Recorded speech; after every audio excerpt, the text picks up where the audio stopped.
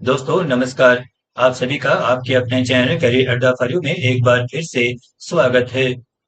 दोस्तों, भारत सरकार के गृह मंत्रालय के तहत खुफिया ब्यूरो में सहायक केंद्रीय खुफिया अधिकारी ग्रेड 2 तकनीकी के 394 पदों पर भर्ती के लिए योग्य उम्मीदवारों से ऑनलाइन आवेदन आमंत्रित किए गए हैं। इंजीनियरिंग में ग्रेजुएट्स, डिप्लोमा होल्डर और बीसीए अभ्यर्थियों के लिए केंद्र सरकार की इस प्रतिष्ठित सेवा को हासिल करने का सुनहरा मौका है। आज के इस वीडियो में हम इस वैकेंसी के बारे में विस्तार से जानकारी साझा करेंगे, तो चलिए बिना कोई देर के ये वीडियो शुरू करते हैं।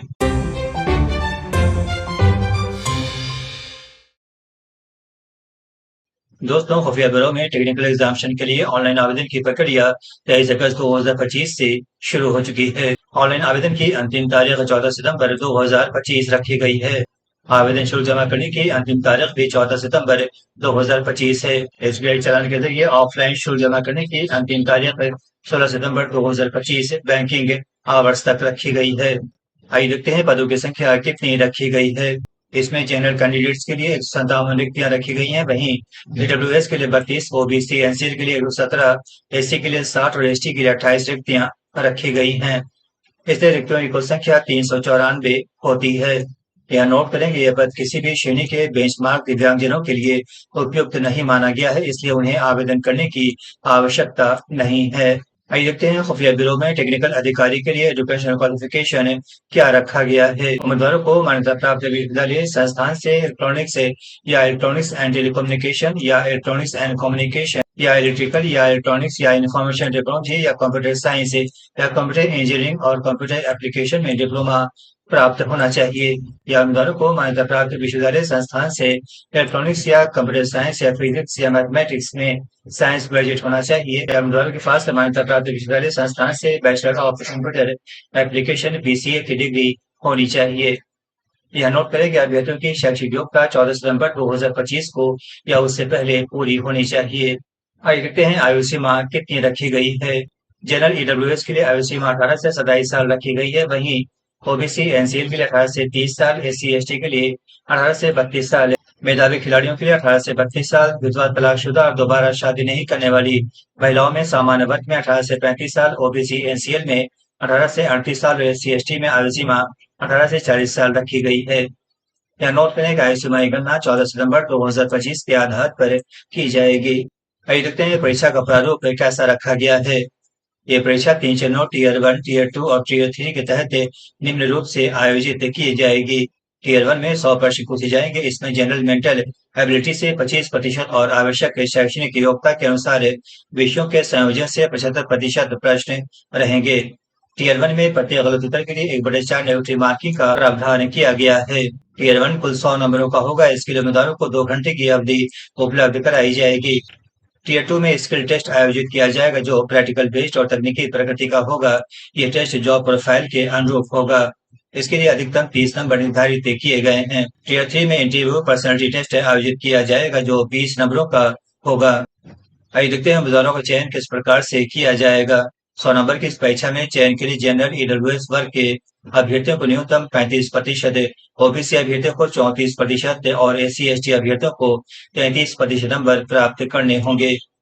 टीयर 1 परीक्षा में अभ्यर्थियों के प्रदर्शन और अंकों के नॉर्मलाइजेशन के आधार पर उम्मीदवारों को रिक्तियों की संख्या के 5 गुना आधार पर टीयर 2 स्किल टेस्ट और टीयर 3 इंटरव्यू के लिए शॉर्ट लिस्ट किया जाएगा। टीयर 1, टीयर 2 और टीयर 3 में उम्मीदवारों के संयुक्त प्रदर्शन के आधार पर फाइनल मेरिट लिस्ट बनाई जाएगी। इन पदों के लिए अभ्यर्थियों का अंतिम चयन कैरेक्टर एंड एंटीसीडेंट वेरिफिकेशन के बाद मेडिकल एग्जामिनेशन आदि के सफल समापन के बाद किया जाएगा। आइए देखते हैं पे स्केल कितना रखा गया है।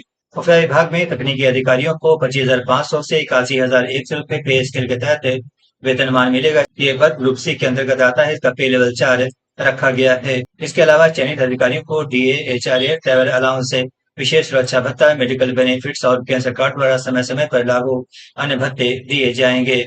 आइए देखें इस पद के लिए आवेदन कैसे करें। आवेदन केवल गृह मंत्रालय की वेबसाइट www.mha.gov.in या एनसीएस पोर्टल www.ncs.gov.in पर ऑनलाइन पंजीकरण के माध्यम से जमा किए जा सकते हैं। इसके अलावा किसी अन्य माध्यम से आवेदन स्वीकार नहीं किए जाएंगे। आवेदन पंजीकरण का लिंक डिस्क्रिप्शन में दिया गया है।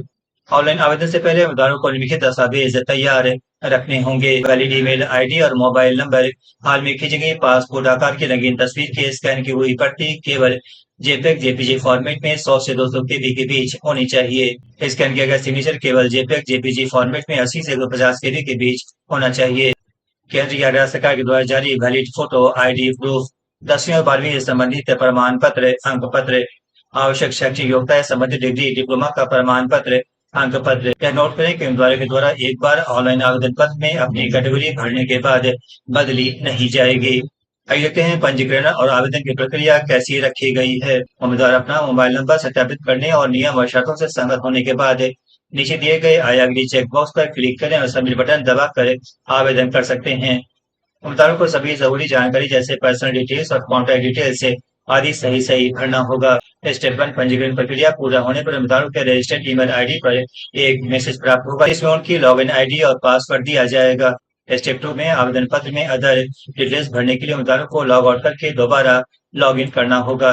स्टेप 2 में अभ्यर्थियों को लॉग इन कर आवेदन पत्र में अदर डिटेल्स जैसे पर्सनल डिटेल्स, क्वालिफिकेशन डिटेल्स और डिक्लेरेशन आदि को पूरा करना होगा। आवेदन जमा होने के बाद उम्मीदवारों को एग्जामिनेशन फी जमा करने के लिए एसबीआई गेटवे पर ऑटोमेटिकली रिडायरेक्ट कर दिया जाएगा। उम्मीदवार आवेदन शुल्क debit card, credit card, net banking, UPI के माध्यम से कर सकते हैं। जनरल ईडब्ल्यूएस और ओबीसी उम्मीदवारों के लिए आवेदन शुल्क 650 रुपये रखा गया है। वहीं एससी एसटी उम्मीदवारों, महिला उम्मीदवारों और पूर्व सैनिकों के लिए आवेदन शुल्क 550 रुपये रखा गया है। उम्मीदवारों को सलाह दी जाती है कि वह सफलतापूर्वक आवेदन जमा करने के बाद भविष्य के संदर्भ के लिए अपने आवेदन पत्र, आवेदन शुल्क का प्रिंट आउट अपने पास सुरक्षित रखें। आइए देखते हैं परीक्षा केंद्र कहाँ बनाए जाएंगे। बिहार में आरा, भागलपुर, दरभंगा, मुजफ्फरपुर, पटना और पूर्णिया में परीक्षा केंद्र बनाए जाएंगे। वहीं झारखंड में धनबाद, हजारीबाग, जमशेदपुर, रांची में परीक्षा केंद्र बनाए जाएंगे। नई दिल्ली में दिल्ली एनसीआर में परीक्षा केंद्र बनाए जाएंगे। वहीं उत्तर प्रदेश में आगरा, अलीगढ़, अयोध्या, बरेली, गोरखपुर, झांसी, कानपुर, लखनऊ, मथुरा, मेरठ, मुरादाबाद, मुजफ्फरनगर, प्रयागराज और वाराणसी में परीक्षा केंद्र बनाए जाएंगे। पश्चिम बंगाल में आसनसोल, बर्धमान, दुर्गापुर, कल्याणी, कोलकाता और सिलीगुड़ी में परीक्षा केंद्र बनाए जाएंगे।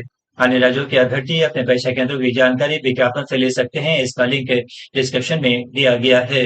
उम्मीदवारों को ऑनलाइन टीयर 1 एग्जामिनेशन के लिए एग्जाम सिटी के रूप में दी गई सूची में से 5 विकल्पों का चयन करना होगा।